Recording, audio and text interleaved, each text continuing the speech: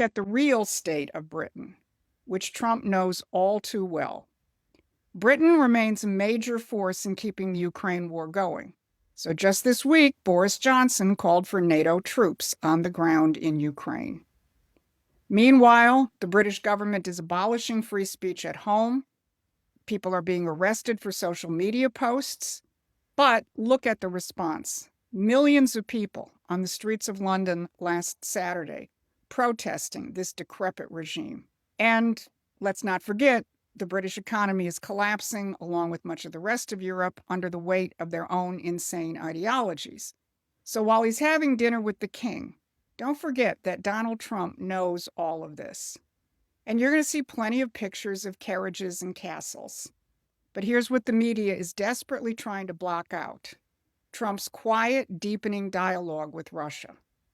Listen to J.D. Vance last week talking about economic cooperation with Russia at a very unprecedented level. Sources have told me that Russian President Vladimir Putin has suggested that sanctions relief could result in Russia moving more of their energy commodities in the U.S. dollar, functionally giving Russia and the United States a lot of control over U.S. energy markets. That could lower energy costs for Americans. Do you see economic cooperation with Russia as one of the things that could bring an end to some of the hostilities that we want to see concluded?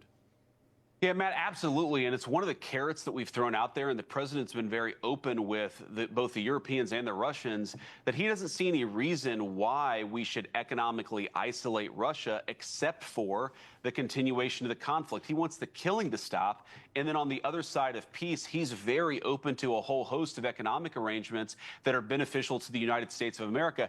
I mean, let's be honest, whether you like or dislike Russia, whether you agree or disagree with their underlying arguments for the conflict, the simple fact is they've got a lot of oil, they've got a lot of gas, they've got a lot of mineral wealth. And I think the president is absolutely right that once we get this peace settled, we could have a very productive economic relationship with both Russia and Ukraine in the future. Now, the establishment went absolutely hysterical about this.